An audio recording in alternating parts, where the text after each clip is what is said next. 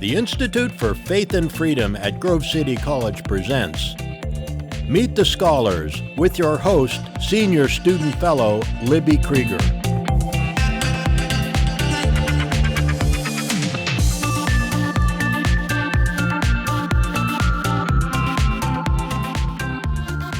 Welcome back to Season 2 of Meet the Scholars. I'm Libby Krieger, and today I'm joined by Mr. Lee Wishing. Mr. Wishing is the Vice President of Student Recruitment here at Grove City College, where he also graduated in 1983.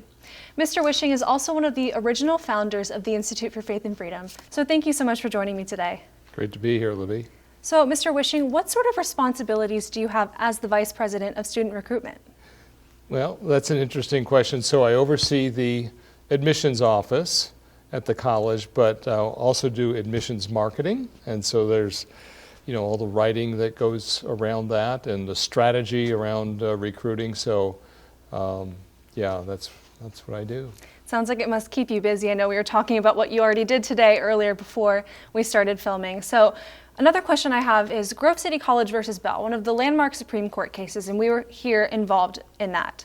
How did that impact our campus beyond the direct ruling of the court?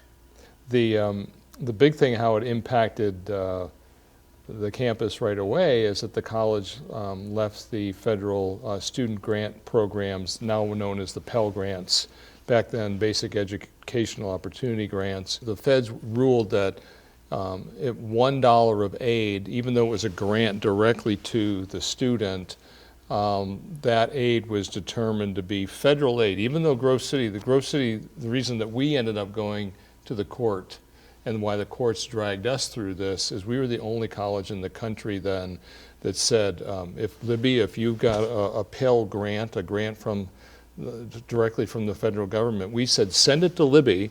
We don't want that running through our bank account.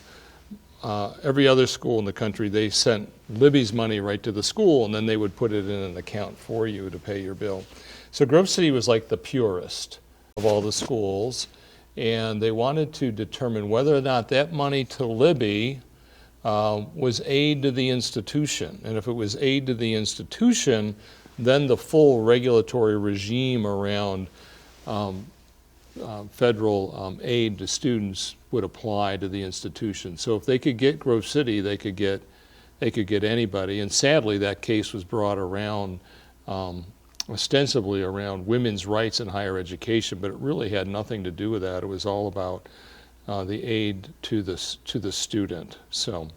Well, I appreciate your analysis of it, and I think it's really interesting that we were able to be so involved in one of those Supreme Court cases. And now, as a student myself, and you were a student, you graduated from Grove City as well, yeah. What do you think makes this college so special?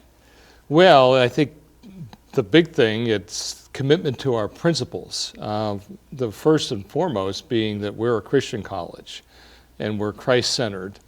And tangibly what that means is that we believe that there is objective, knowable truth, and that Christ as creator of the world, as it says in Colossians 1:16, if he's creator, then we have to humbly acknowledge that he is the source of all knowledge, and that there is then absolute truth. And then how does that play out for students? Well, it's greatly unifying for the student body. We all, we're seeking truth, and we seek truth rigorously, and that means that if you believe there is truth, truth demands a high academic bar, right? So our faculty raise the bar high academically, and then also, Libby, it impacts us in that we are very upfront about who we are and what we believe, and so we attract students who find that desirable. And so when you attract students who find that desirable, you're attracting students who have shared values. And when you have shared values, how that plays out, I think, academically is that it creates a very healthy academic environment. And so Grove City, I mentioned that high academic bar that we have.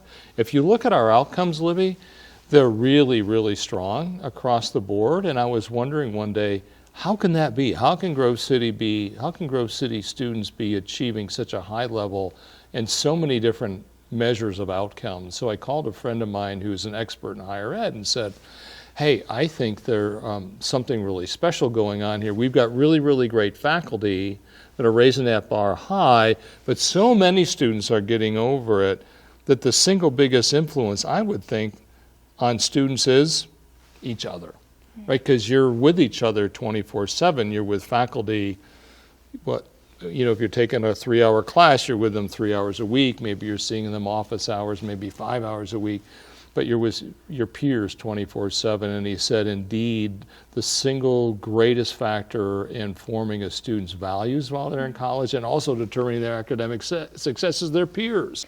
I'd certainly agree. We have stellar students, faculty, and administration here at Grove City College. Now, looking to the future, I know this is a tough question to put briefly, but what do you see as the vision for Grove City College in the future as Vice President of Student Recruitment? Yeah, I think it's the same old. I think it's what Isaac Kettler, the founder of the college, was thinking. I think it was what the great early chairman of the board were thinking, and the current chairman and the former chairman. The great thing about Grove City is we've been so consistent, right? And why do we do this? We're trying to pass on the great knowledge of the centuries to our students, and ultimately so that they can go out and be leaders in whatever sphere they're in, whether it's in their family, in their church, in their business, in their nonprofit, and maybe, Libby,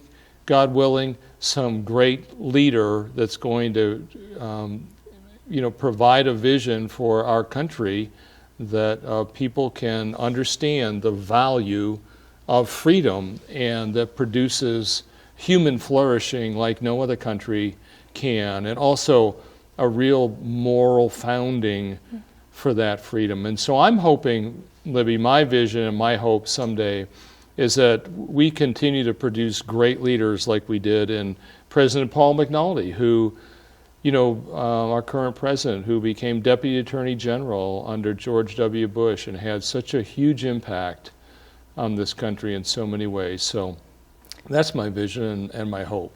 Well, thank you so much for being here today, Mr. Wishing, and thank you for your dedication to the college and for starting the Institute for Faith and Freedom. Really appreciate it. Great to be with you, Libby. Thanks. And thank you so much for tuning in to this episode of Meet the Scholars. If you haven't seen the rest of our episodes, make sure you head to our YouTube channel to check out the rest of Season 2, and head to our website at faithandfreedom.com.